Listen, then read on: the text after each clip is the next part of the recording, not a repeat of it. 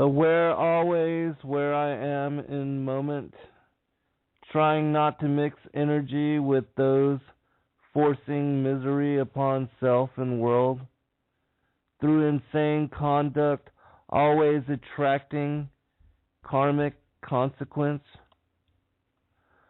Long have I learned to recognize cycles and patterns, embracing the wisdom of higher teaching. I am rambling free now, one moment to the next, with no particular affiliation or set way. One must seek out and find spirit for personal awakening, giving thanks to Creator and creation in one's own way. The magnificent earth, a temple worthy of housing the holy. I praise the Most High for my conscious being. Finding church this moment, may I always act upon what I know.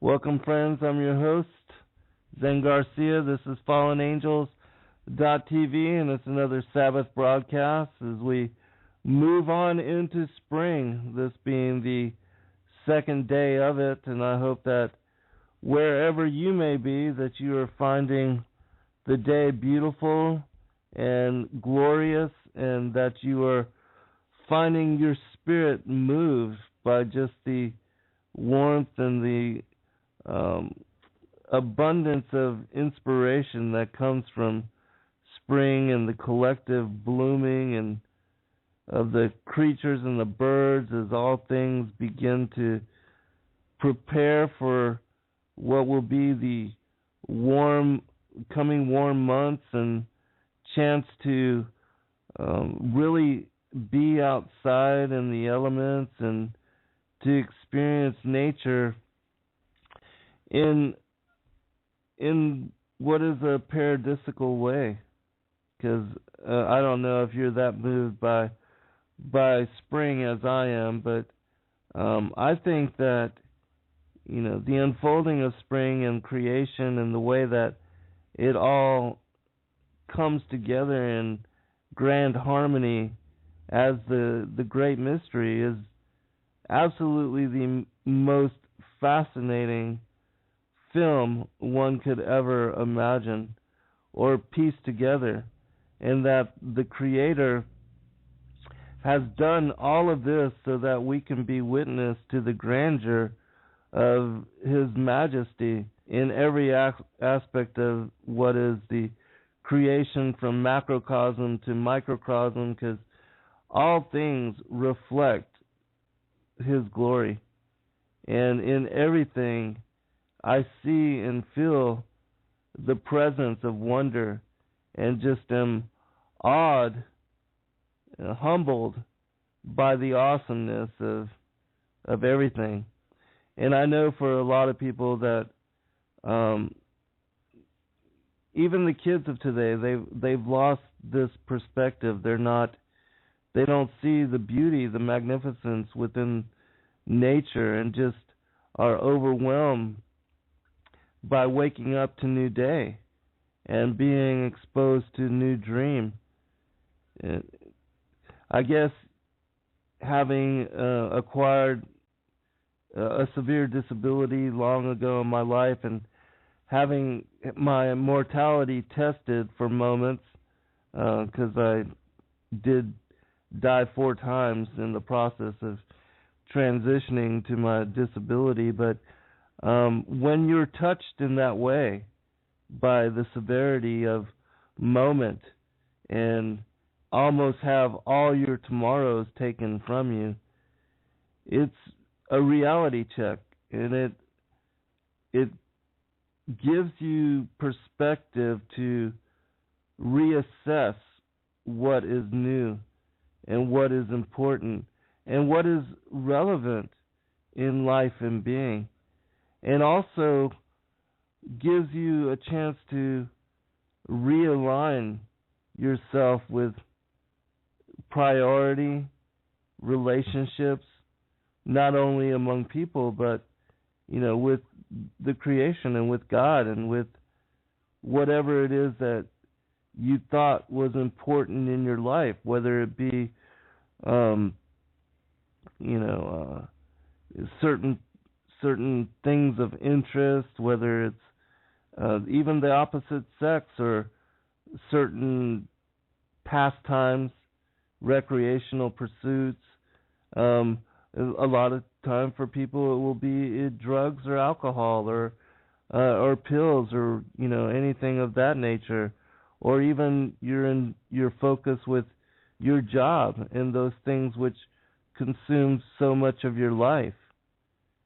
I long ago have had this chance, and I decided that really to only do what I thought was important and to not waste any time, to not allow myself to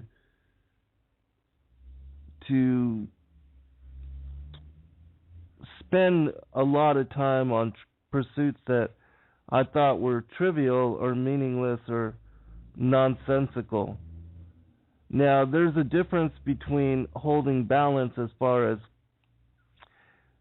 seeking entertainment and finding joy and pleasure in life, because that also is an absolute necessity, and it's beneficial for spirit and for soul, for the heart, and for emotional, mental, and physical and spiritual well-being for people to do that. But it's also good for people to focus on achievement and dreams and goals and doing things which are real. And that for me is the focus on the kingdom, and also the focus on our eternal inheritance, because that's really what we're here to do and what we're here to achieve and accomplish, and realigning ourselves with the salvation that has been graciously extended to all of us by the sacrifice of the Most High on the cross, in giving of himself as Passover lamb, so that we could have a cleansing of slate, a renewed opportunity for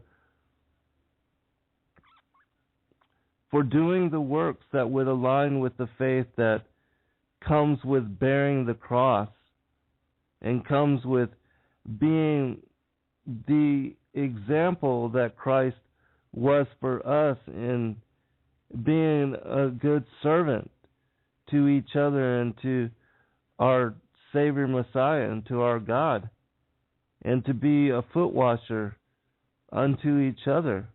That really, that is what's important to our family members, our loved ones, our children, our parents, to assist and help each other wherever we can in love, in just sharing positivity and the whole random acts of kindness for goodness sake, not because we're seeking expectation or reward, but just because it feels good to do good, to help others. And so that's what I see, as far as every day and having a new chance to live in this life and to live in this world, to follow the commandments and to do unto others as we would wish done unto ourselves, as the Father established for all of us and exampled to all of us through the Son. And so I do wish all of you that have joined me this evening, wherever you may be, I pray for blessings to be upon you, and I also hope that you understand the mortality of being in the flesh, and that at any time, at any moment, that Christ could come again, or that we could succumb to death, that, accident or tragedy or whatever, the nuclear war, whatever it may be, because you just never know.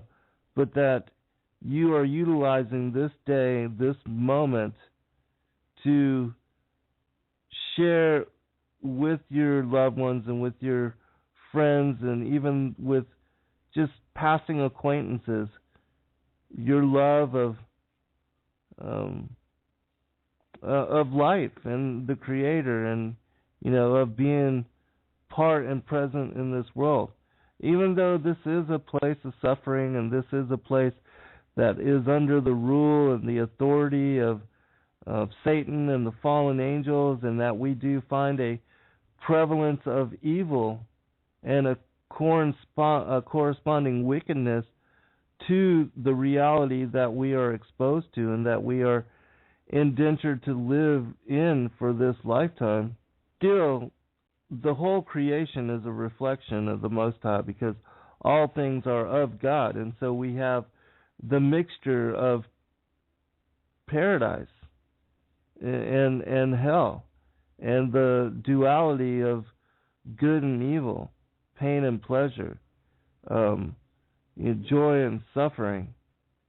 And so, as much as we can, I hope that we can embrace paradise and joy and peace and the good tidings for the time that we are here and the time that we are sharing with each other until we are returned back to immortality and back to our angelic natures, and we are reunited with our bright natures and with our former being, our spiritual incarnations, our first estate.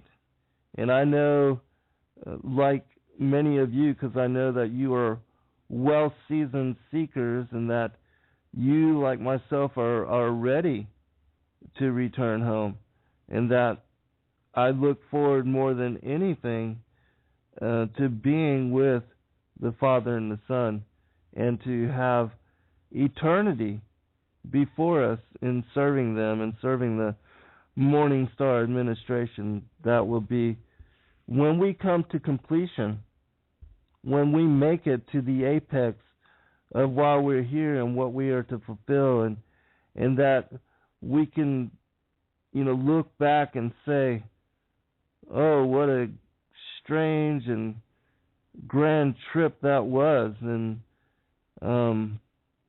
we can laugh about the things that we went through, and that we can, share stories about the things that we endured and the things that we learned, and just reminisce about how, there's no longer any evil and no longer any suffering, and that we never have to go through those things again. That would just be just utmost joy. And I know I look forward to that time, and I know that you also look forward to being reunited with your loved ones and your children, your family members, your parents in that way, and then we'll have eternity to celebrate, to just honor each other and to do the work of enabling the kingdom for more and more people, and to as angels be in service to whether it's future generations of humanity, in other parts of the universe and creation, however all that is going to unfold, to earn our wings, so to speak, and to be able to do the bidding of the Father and the Son in whatever service and whatever aspects of service they would have us to do. That's just going to be wow, just wow.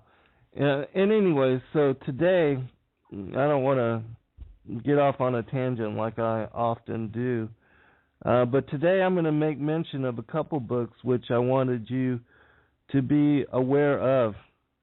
And one of them is called the Sepher Raziel, which is the Sepher in Hebrew means book. And so this is the book of Raziel. And Raziel is an angel of the Most High. And his name, Raziel, means the angel of secrets. And that this particular book was supposedly was given to Adam when he was in paradise, and that he used to study from it, and that he was learning secrets that were not even shared among the angels at that time. And one of the reasons, that all of the angels weren't given certain detail and certain information is because of the rebellion, of not only the rebellion of the rebel angels during the time when Christ came into his dominion and was shown to the sons of God as the only begotten, and that he and his Father were one, and that he was, as the visible embodiment of the invisible Father, as the Most High, that he was the one really that had created us, and that had created all of the angels and all of the creation, and bringing the creation into visibility and making it showing to us his authority and his power, and also bringing the universe into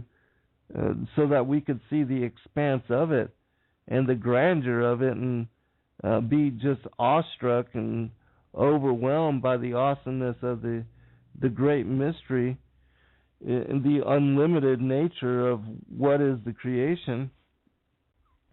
And Lucifer didn't like that, and there were, and there have been, and there still are angels that are not willing to side with nor align with the Most High, the Father and the Son, and that do not want to do good.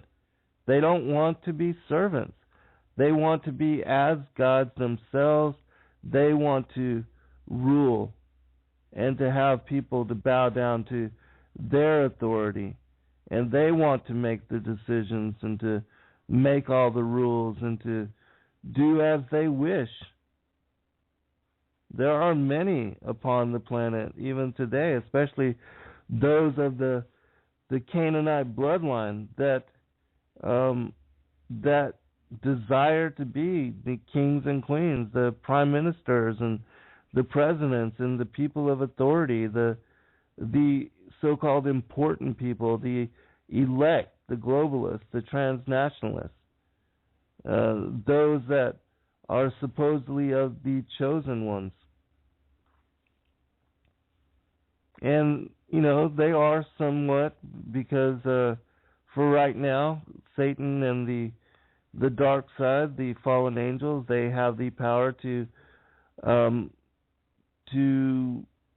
promote certain individuals and to lay upon them fame and wealth and money and status and power, and that a lot of these individuals consider themselves to be above the law and to be able to do as they wish, and that includes even not only utilizing and indulging in sex and drugs and money and whatever luxury they desire, but also they're into some very wicked and abominable stuff, like pedophilia, because that seems to run rampant among the elites and those of higher authority and position. There wasn't even long ago that one of our senators was found to have, I think his name is Mendez, he's from Florida. He was a Cuban senator, but and I don't even know if he's still in office. I don't follow all that anymore, but he was flying to some of these third world countries like um, in in South America, places like Puerto Rico or the Dominican Republic, and he was having sex with underage kids, young girls, and then he was flying back, and he was having the taxpayer. These were business trips, and he was writing them off, and he was having the taxpayer pay for all these trips and all these illicit love affairs, and some of the girls went public and brought out how he was involved in all these things, and this all became public, and the story was squashed, things were hidden. You would not believe, and I'm going to get to the things that I want to cover this evening, but there's another story that just has come to light for me that I want to share with you. Sea Tiger has just shared this with the group at fallenangels.tv, and this is mind-blowing. This is absolutely mind-blowing. Let me set the premise. I'm going to just spend a few minutes here setting the premise for this information. For those of you that don't know, have not studied or looked into the story of Larry Sinclair, he was an individual that lived in Chicago, Illinois. Well, actually was on business trip there for his great sons, or his adopted godson, his godson's graduation, and he was going to take them out for some nights of partying and just drunken debauchery. And so he had rented some limos, and he was also a male prostitute, a gay man that was involved in using cocaine and other things of that nature, and he's went public with all this. But anyways, in his story, which came out in the courtroom as well, because he actually tried to sue Barack Obama, for defamation or slander or something of that nature, because they were trying to say that this had never happened, and he was going to verify and testify in a court of law, which I believe this went to the Supreme Court in Illinois, or the state court, one of those courts. But anyways, there's a whole court documents and testimony that verifies Larry Sinclair's accounting. There's also books and many different interviews that you can go to find out more information about what I'm about to tell you. But anyways, so it comes once you look into the story, you come to find out that Barack Obama was a gay man in his younger life, and that he was involved in a lot of very sultry affairs, and that this particular episode with Larry Sinclair unfolded when he shared a limo with Larry Sinclair, and then they got into a conversation about cocaine, and then Barack Obama hooked Larry Sinclair up, was able to get him an 8-ball of cocaine, which was $250 worth of cocaine, and then they began to start partying together in the back of this limo, and then Larry Sinclair testifies as to getting cuddly with Barack Obama, and then engaging in very illicit sexual conduct with the president, where he serviced him. We'll just say that, where Larry Sinclair was servicing the then state senator Barack Obama. He didn't know who he was at the time, but and so they, had this particular tryst in the back of this limo, and Larry Sinclair also testifies as to how Barack Obama had a crack pipe in his pocket, and that he pulled it out and began to smoke some crack.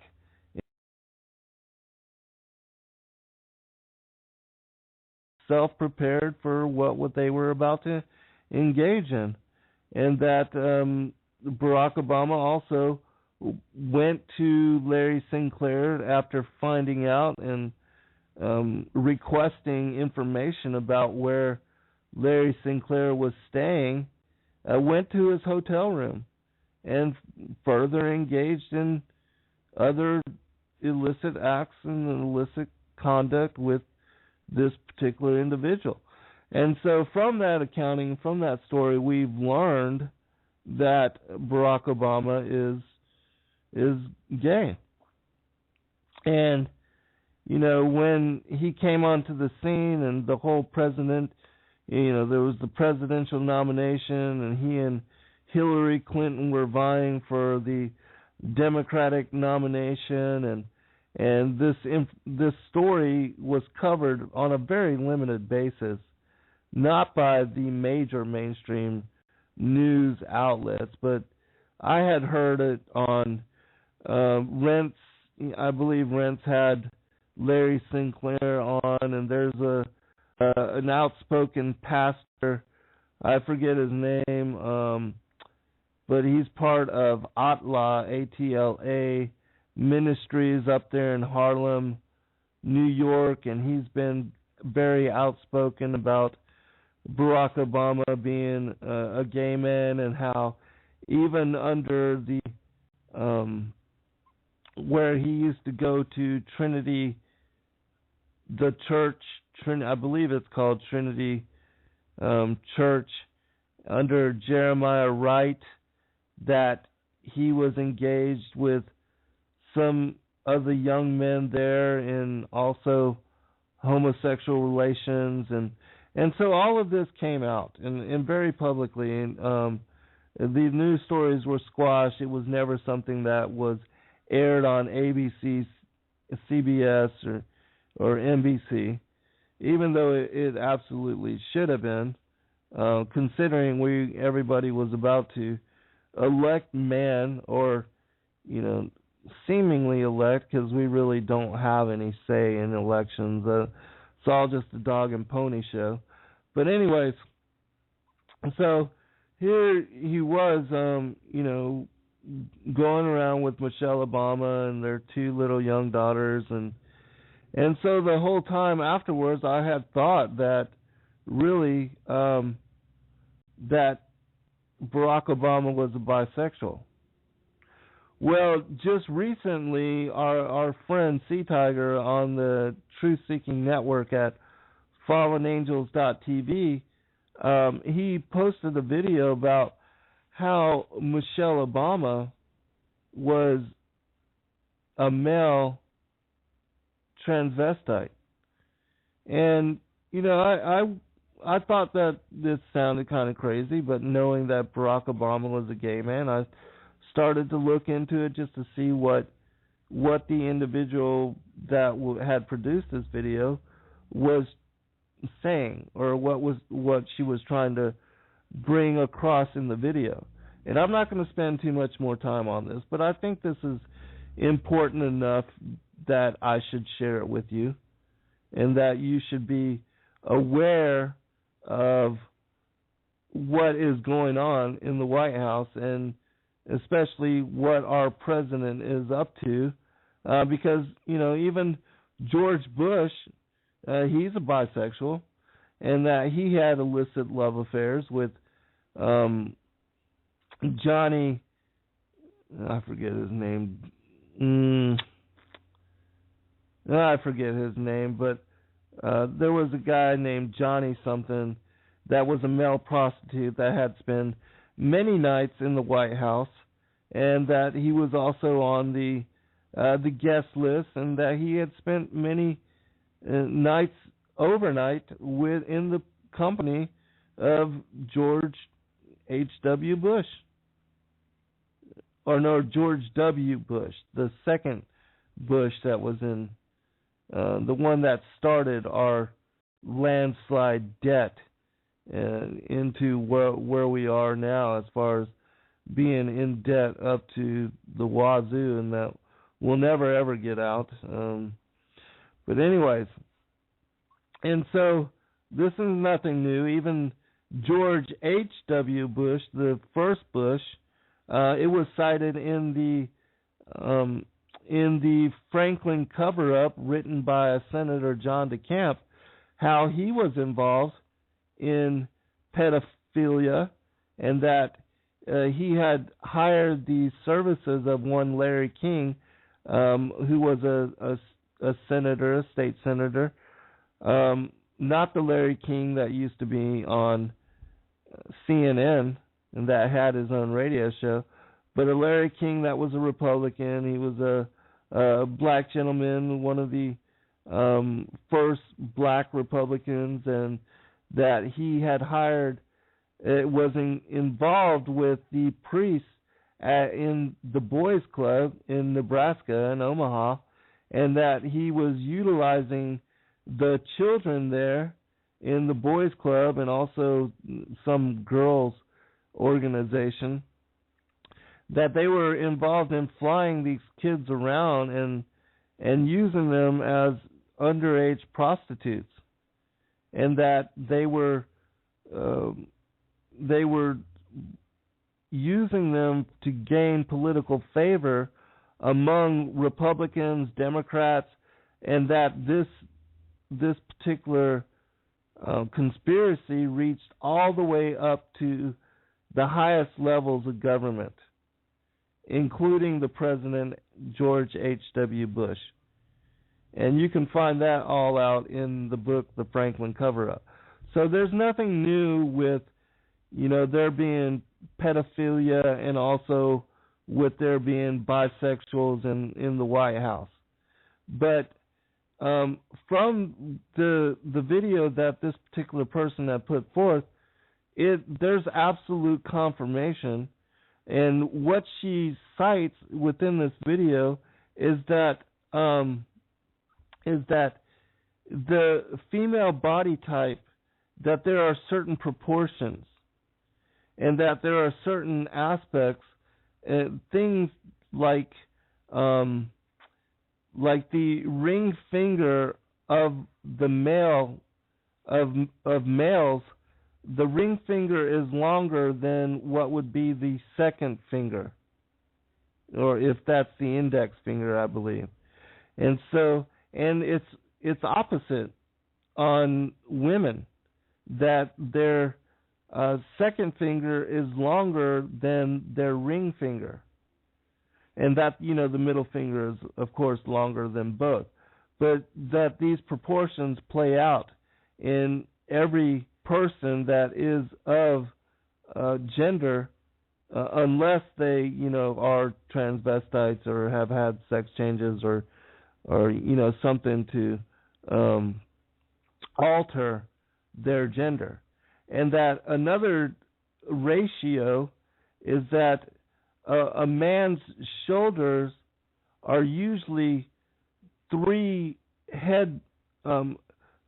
times as wide as their head, and that a woman's is usually 2.5 times the width of a woman's head.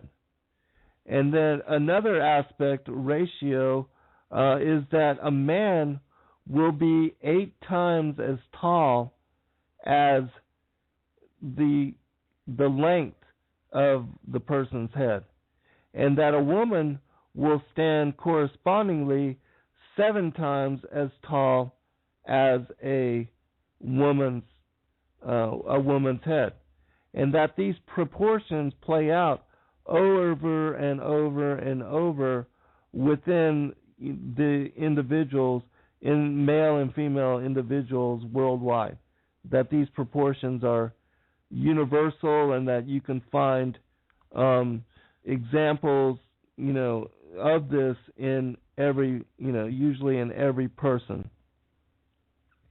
And also, Watcharu says that the neck muscles and also the Adam's apple will give a person away. But anyways, this person, and you can find this video on fallenangels.tv. Sea Tiger just recently uploaded it. It's called Irrefutable Proof that Michelle Obama is a man. And after watching this, I am absolutely convinced that Michelle Obama is a transvestite male, because the person utilizes photographs, imagery, to show you these proportions over and over and over, different photographs, and speak and shows you that without a doubt that Michelle Obama, her ring finger is just as it says for what would be a male, is longer than her second finger, and that it's reversed for those of women. And you can confirm this for yourself. And also the height, and also the shoulder width, those corresponding proportions also, in my mind, confirm that Michelle Obama is in fact a transvestite male, and that Barack Obama is in no way bisexual, but is absolutely a gay man, has been his whole life.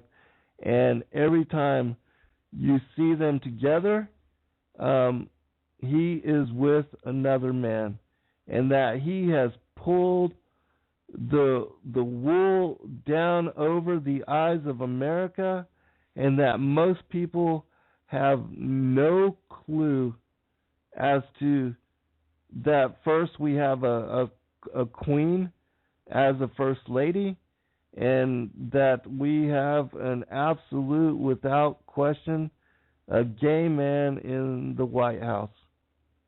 And that Barack Obama, not saying he's the first gay man, because there have been many more. Even we know for a fact that George Bush and George H.W. Bush, that they were at least bisexual, if they weren't more homosexual, and that this occurs a lot within the line of Cain, that homosexuality and pedophilia and bisexuality and polygamy, these kind of traits and this kind of a nature is very predominant within the seed of the serpent, and that these kind of things are taught to their children, and that they, a lot of the elites rape their children even from a young age.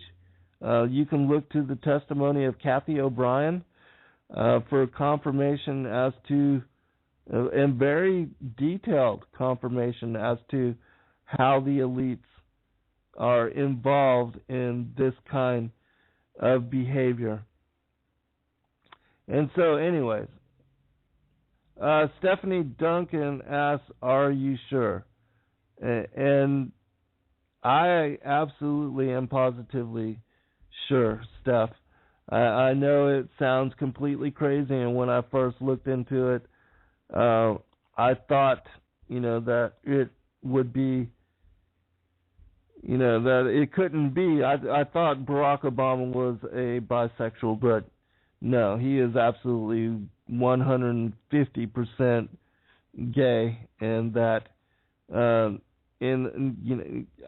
convinced also that Michelle Obama still has a package, still has genitalia corresponding to that of a man, and that the girls, wherever they came from, they were definitely not carried by Michelle Obama, and that they are adopted or I don't know how they came to be the kids of two men, but they were not produced naturally.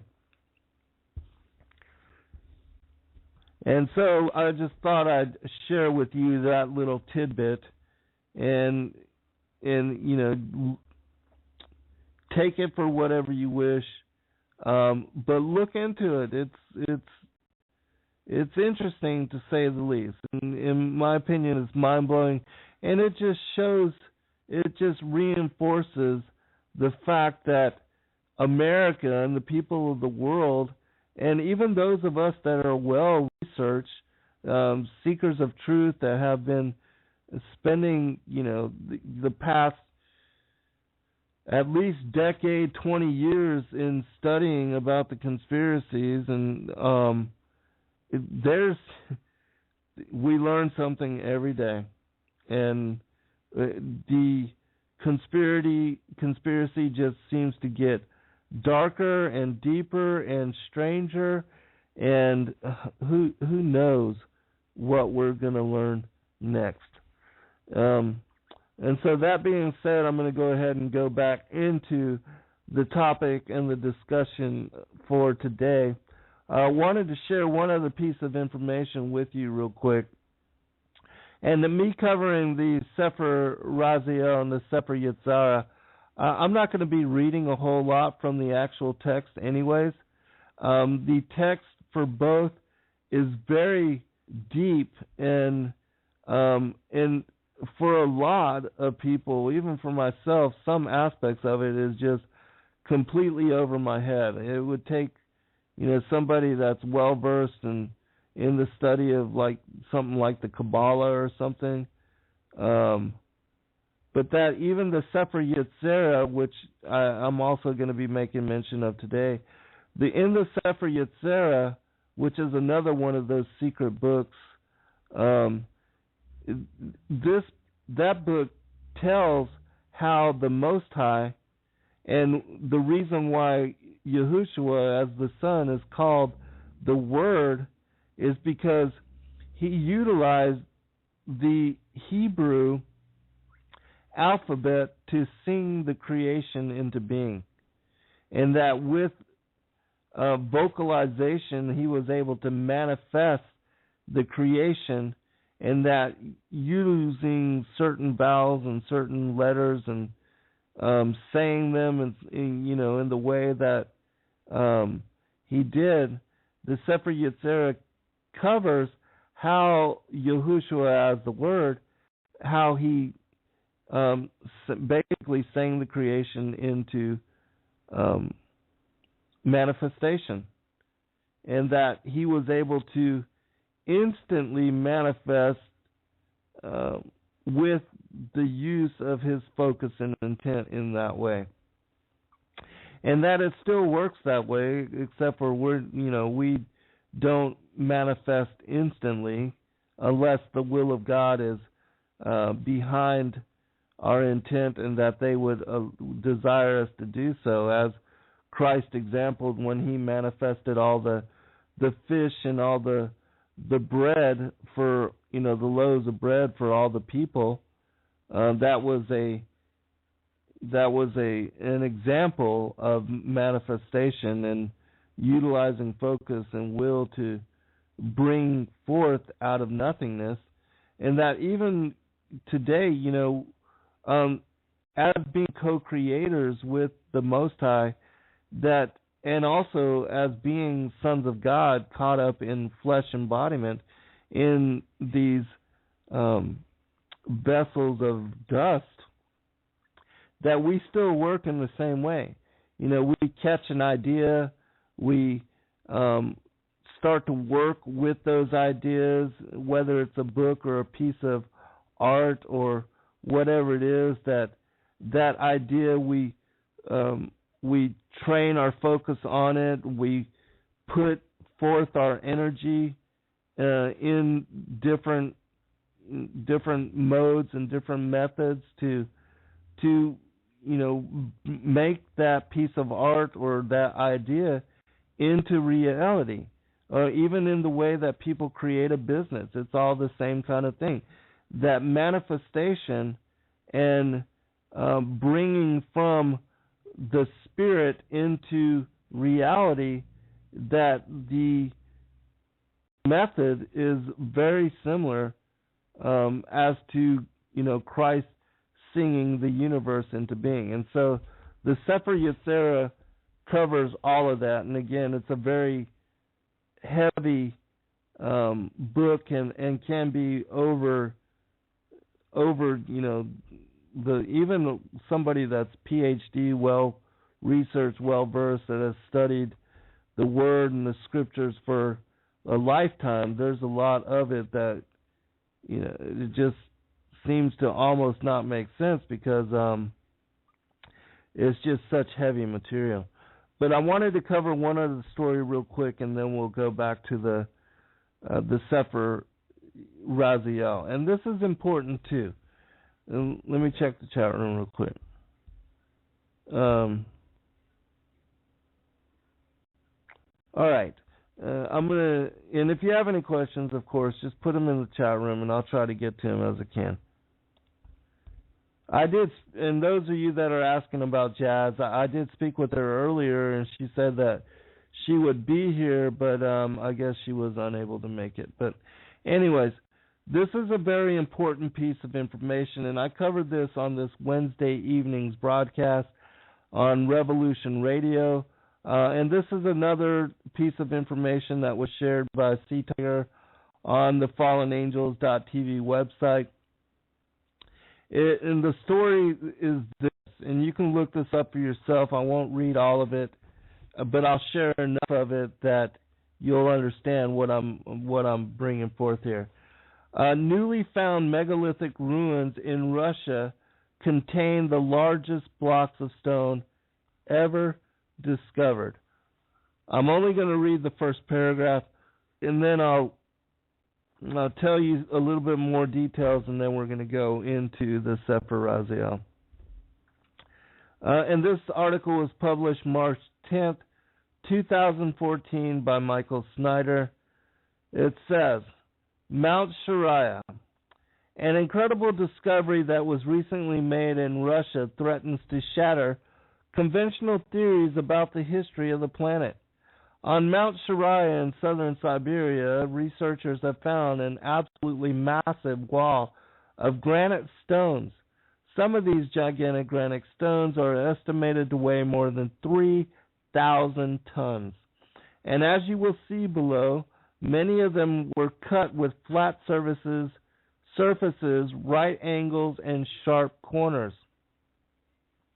Nothing of this magnitude has ever been discovered before. The largest stone found at the megalithic ruins at Baalbek, Lebanon, is less than 1,500 tons. So how in the world did someone cut 3,000-ton granite stones with extreme precision, transport them up the side of a mountain, and stack them 40 meters high? According to the commonly accepted version of history, it would be impossible for ancient humans with very limited technology to accomplish such a thing.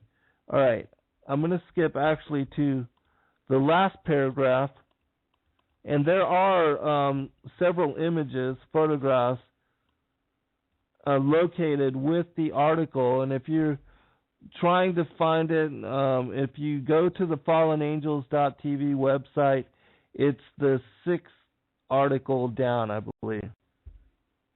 I'm just going to skip to the last paragraph, the very last part of the last paragraph, because he asked some very pertinent questions here, of which we, because all of you are aware of the work that many of us have now done on the prior times and how the fallen angels were here before modern humanity, and that the creation and also the earth and the universe are millions of years old, and not just 7,000 years, that the 7,000 years actually corresponds to the second world age and the advent of what was modern humanity upon the face of the planet, but there was an age, a pre-Adamic age, prior to that,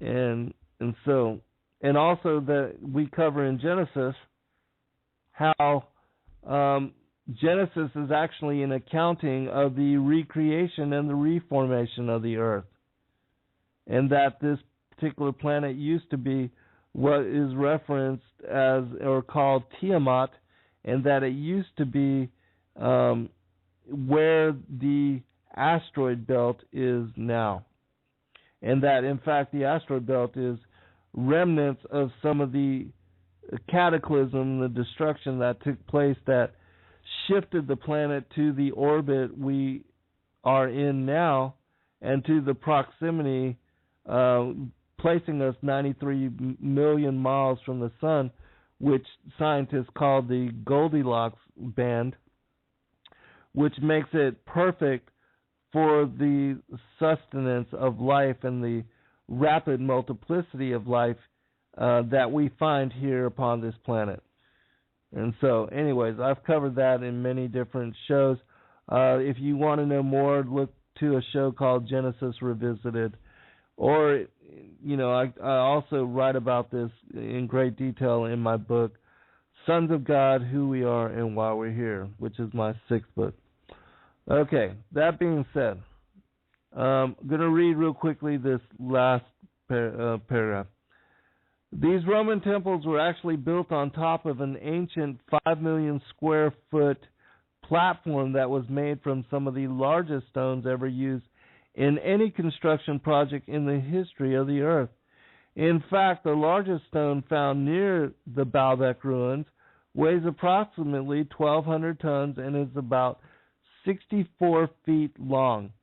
To put that in perspective, that is the equivalent of approximately, well, they don't say that in this, but I'll skip that sentence. How people in ancient times were able to move such massive stones is a complete mystery. In fact, these giant construction stones were stacked so closely together that you can't even fit a piece of paper between many of them. Many of the architectural feats found at Baalbek cannot even be duplicated with 21st century technology. So how did they do it? How did they move such massive stones to create a structure of such intricate precision? Keep in mind that the base of Baalbek ruins alone weighs approximately 5 billion tons. Evidence continues to mount that very sophisticated technology was used in the ancient world. These megalithic ruins are undeniable reminders of highly advanced ancient civilizations. So who were they and what happened to them? Could it be possible that they were wiped out by a massive global cataclysm, such as a global flood? All very pertinent questions, and ones that science should be asking, and most absolutely should be seeking the answers for. And so, just to give you an idea for those of you that are new to the show, because we have new listeners joining us a lot, especially from those that have been following our shows on Revolution Radio, Momentary Zen, 8 to 10 p.m. Eastern every Wednesday evening, because we reach quite a massive audience there, a lot more than we do here on blogtalkradio.com. But anyways, for those that don't know, the fallen angels, as I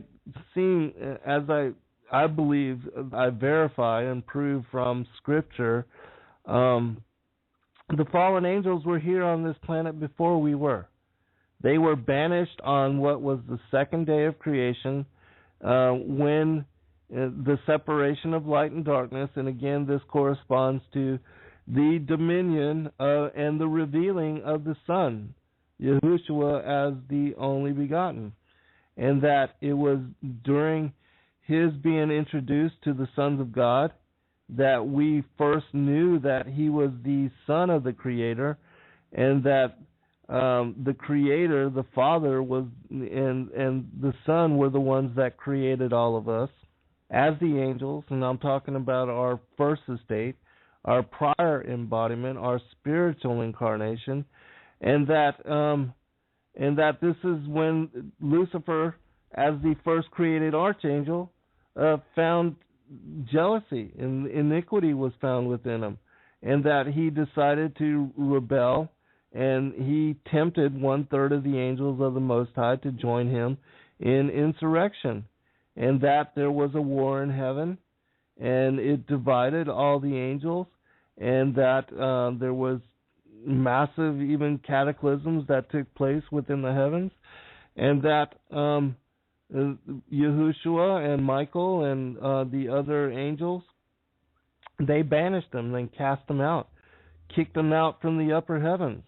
And it says in the second book of Enoch, the secrets of the book of Enoch, or the book of the secrets of Enoch, that they were banished here to the dark earth, and that they had arrived into this solar system by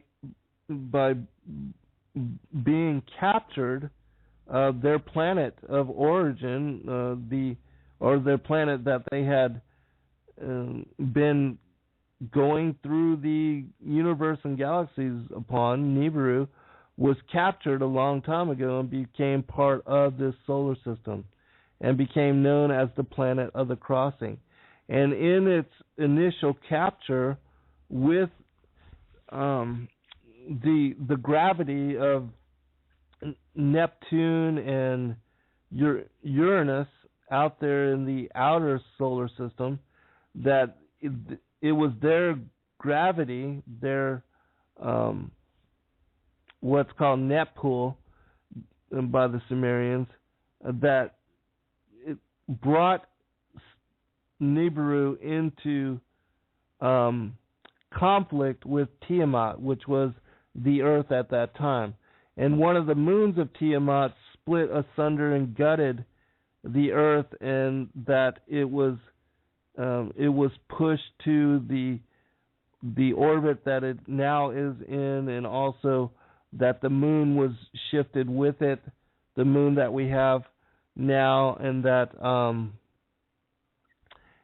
this is when the next chapter of life and the next era of life for this particular planet began, and that the Pacific Ocean is where the deep gouge from that particular cataclysm, and that the planet being struck by the moon, that's where it had hit, and that is where the oceans and all the land becoming the land and the oceans and the rivers all separating, the corresponding passages after what is the dividing of the firmaments in Genesis, because in Genesis it also immortalizes this particular event, that the Enuma Elish and all the other epic creation stories also speak about this particular event.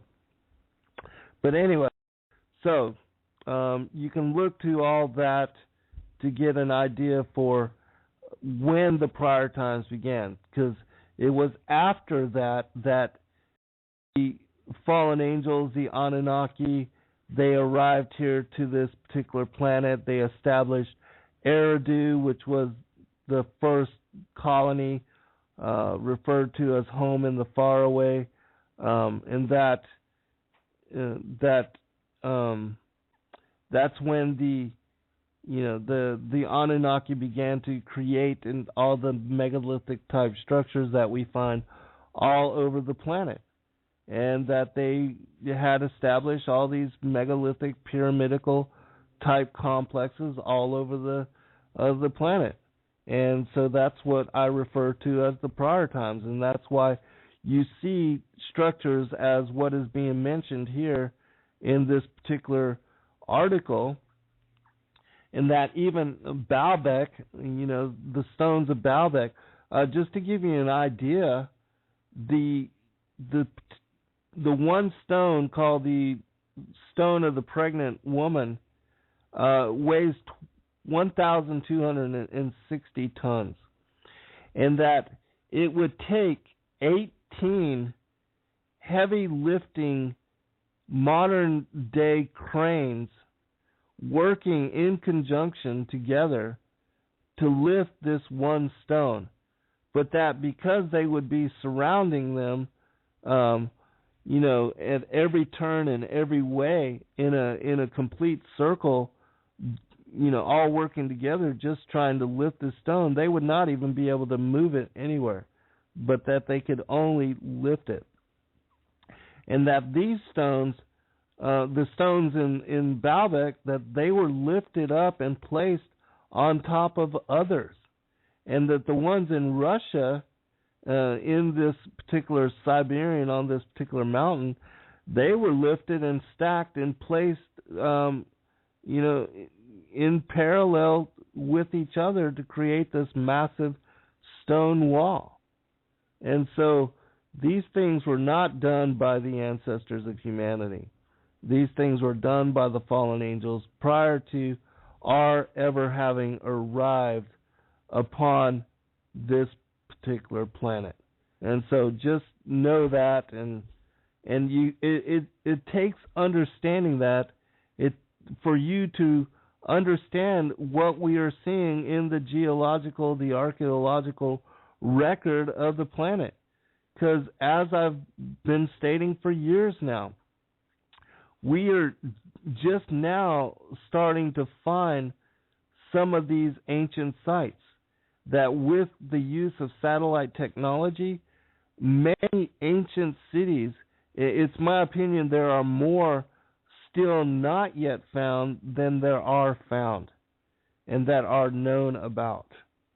And that there are many that are on the bottoms of the oceans, and that is going to be a huge profession. Underwater archaeology is going to be a huge profession very soon, and that many cities are still under the growth, under the deep jungle growth in places like the Amazon, in South America and Mexico, and that and also another big one is that many of these ancient sites, pyramids, structures, are going to be found under the ice caps of Antarctica and places like the North Pole and Greenland, Alaska, that we're going to find these complexes even under deep layers and levels of ice and snow. And so there's still a lot to be discovered. And unless you understand that the fallen angels were here first, and that the age of the earth indeed is much older than 7,000 years, and that what the Bible is referencing as the Second World Age, and that corresponds to 7,000 years, is only the advent of modern humanity here upon the planet. But that there was a pre-Adamic age, and people, and even pre-Adamic humans were here before we were. The Bigfoot was a pre-Adamic human that was here before we were.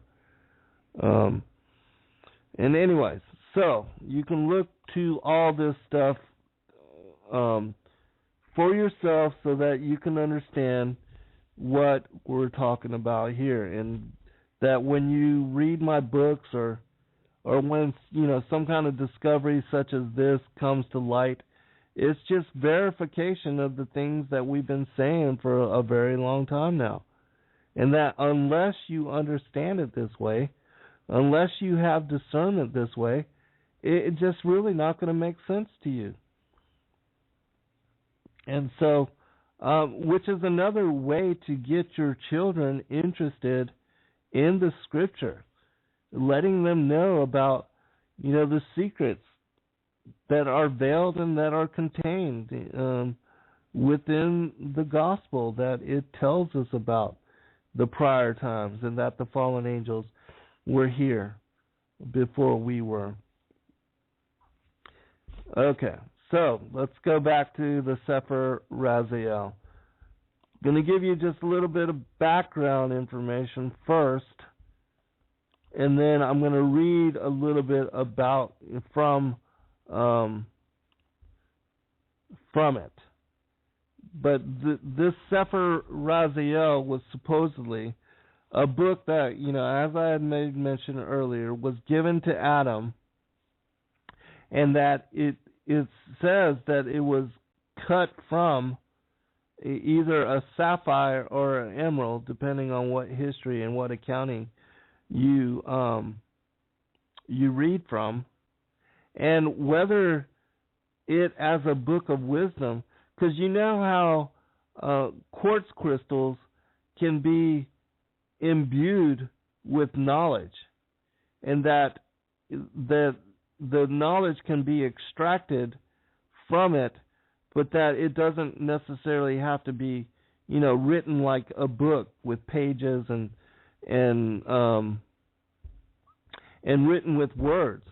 And so I'm wondering whether the Sepher Raziel, as a book, and because it was cut from this particular crystal, whether it was something similar, like the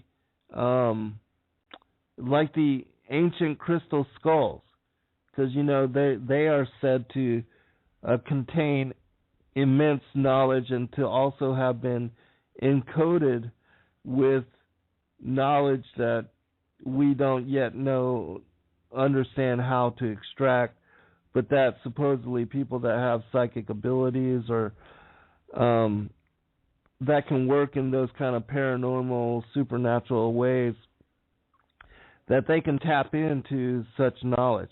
And so I'm wondering if the Sepher Raziel was something of similar aspect, considering, because how would you really write a book with a bunch of different pages from a gem? Even if it's a large gem, how would that be? So it doesn't make sense that way, but anyways. And so this particular book, Raziel means the angel of secrets, and that he was the one that delivered this book to Adam once he was banished from paradise and kicked out of paradise. But that some of the history speaks about how Adam, when he was in paradise, he was given this particular book by God, by the Most High God, and he was allowed to study from it. And that when he was banished from paradise, it was taken from him, but that when he arrived on the wilderness of the earth and he was transformed into flesh, that he prayed to the Most High God to have it again as comfort, so that he could teach his sons and their sons, and that they could pass it down in generations and over, through the different patriarchs of the seed of the woman.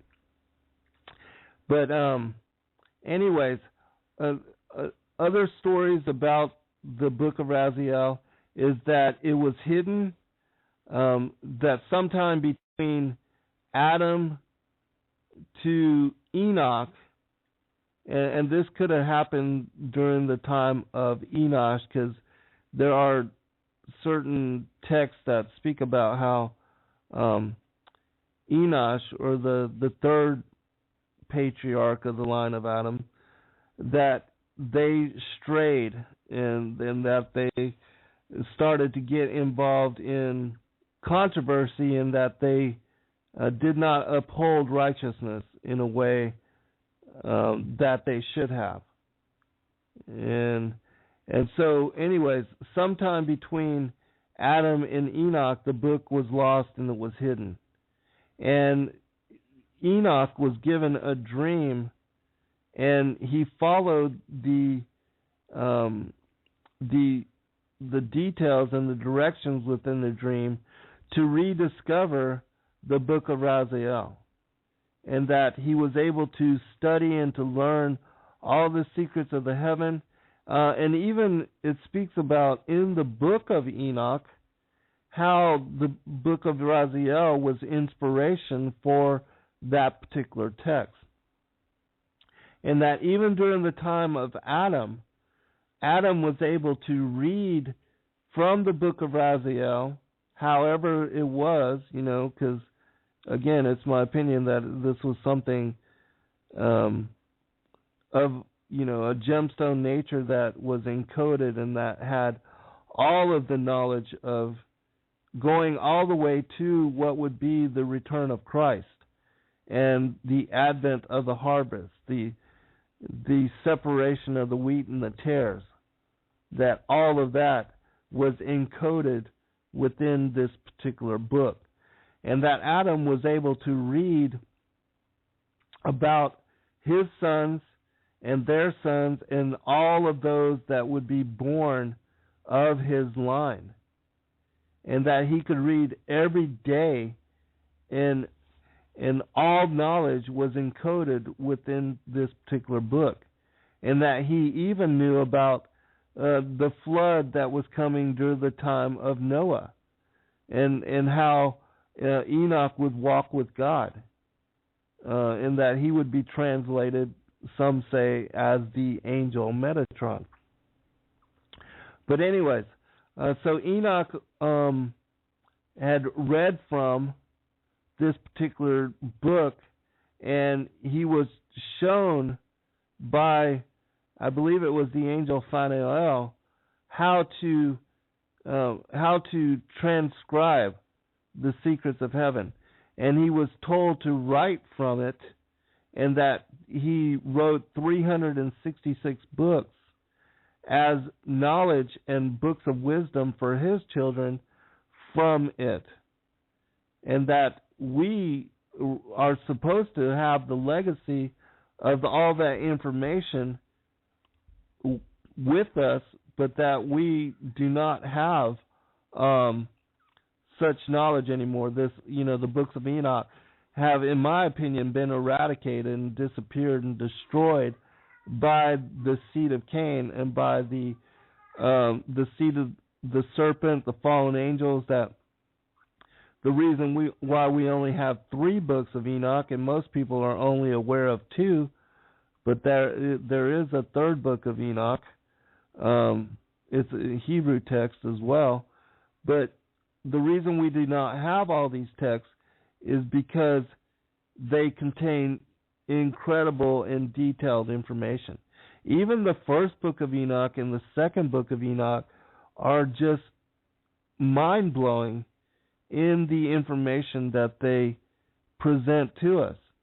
And that even the 1st book of Enoch speaks about how it was written for a future generation, and that we are that generation. We're the last days generation. We're the fig tree generation, and we're the ones that information was written for.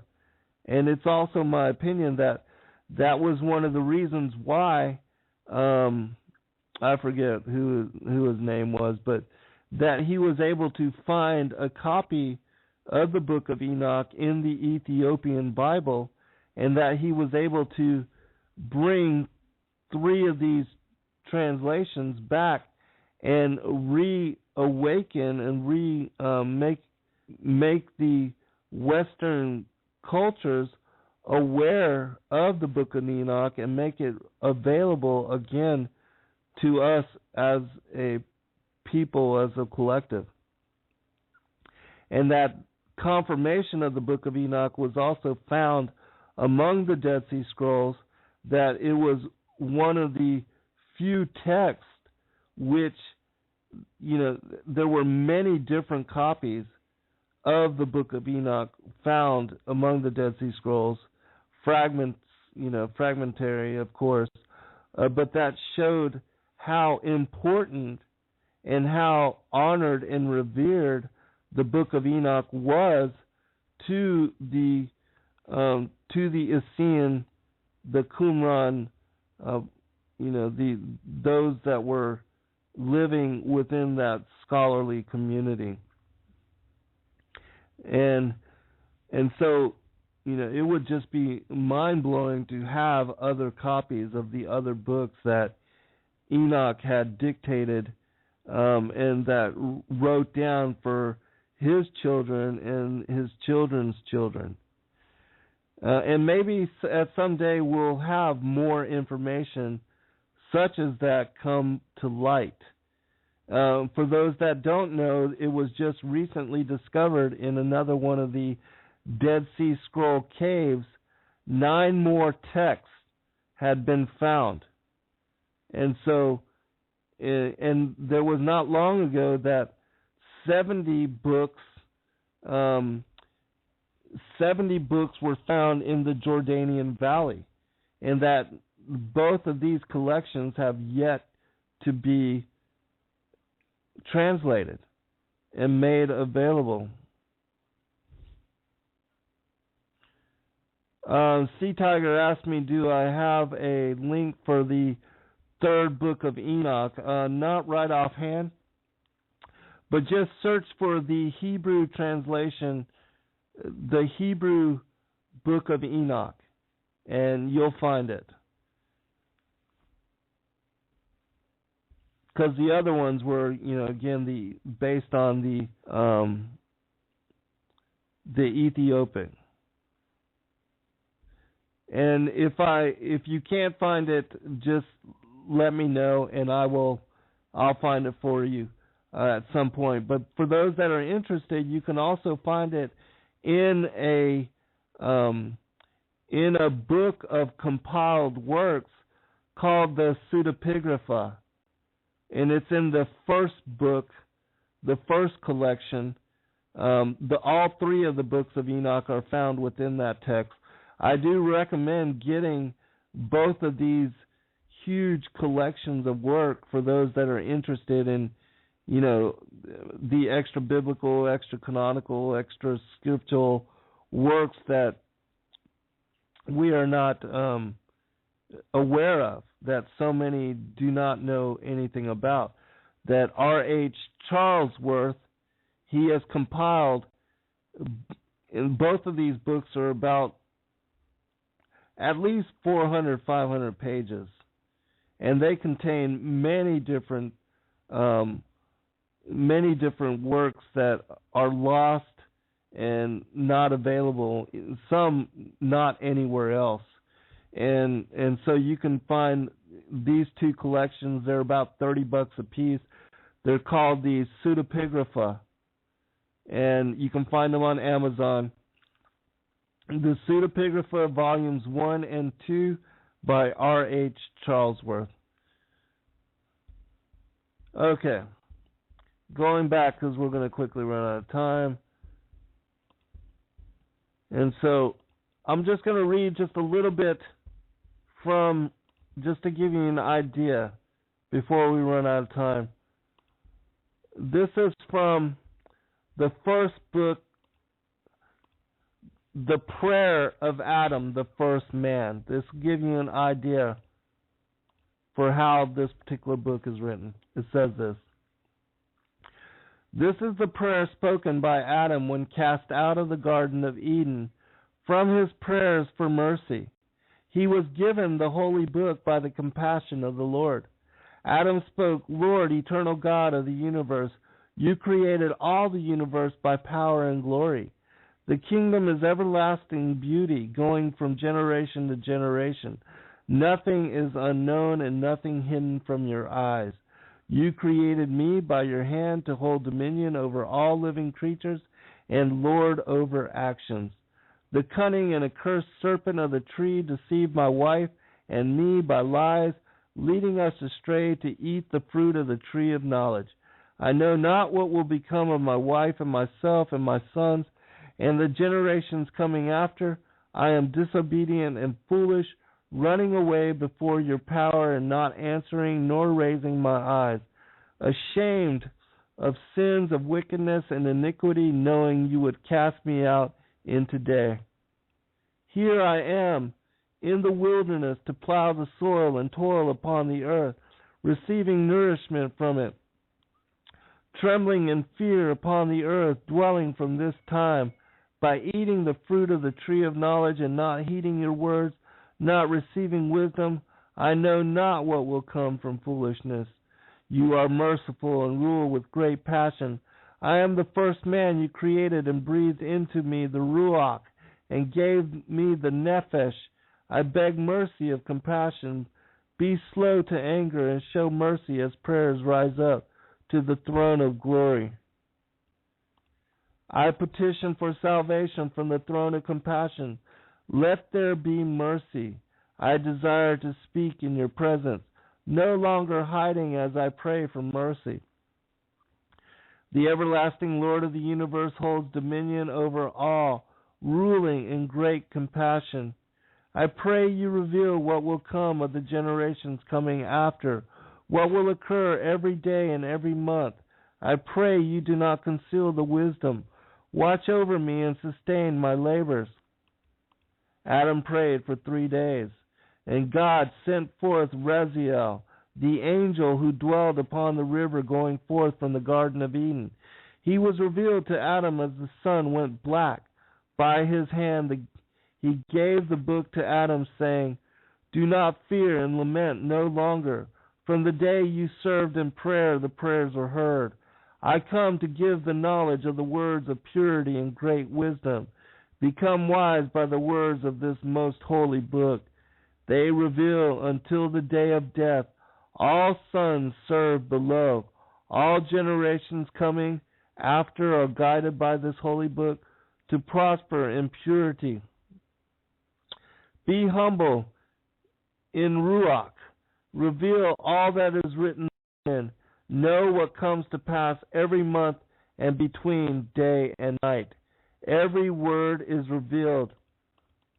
What to do in heavy rain or in times of drought, how to increase crops, hold dominion over wickedness in the world, what to do when plagued with locusts and locust larvae.